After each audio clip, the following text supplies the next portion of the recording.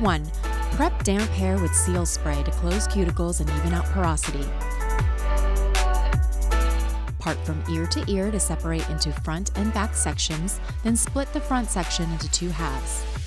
Step 2. Starting in the back section, use your razor to establish the perimeter length. Create a soft line by using light tension. Release the front sections and cut to the perimeter length established in the back. Step 3.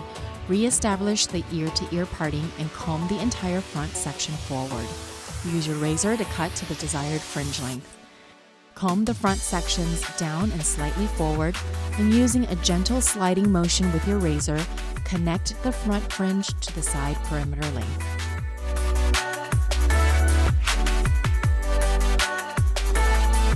Step 4.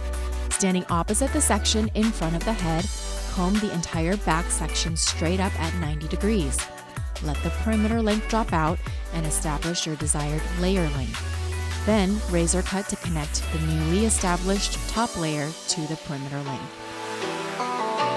Step 5.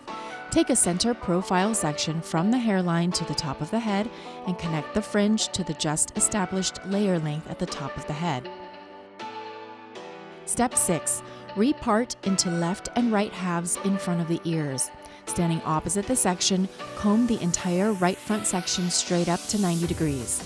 Let the perimeter length drop out, then cut to your center guide. Repeat on the left side. Step 7. Finish with your favorite 7 hair care products.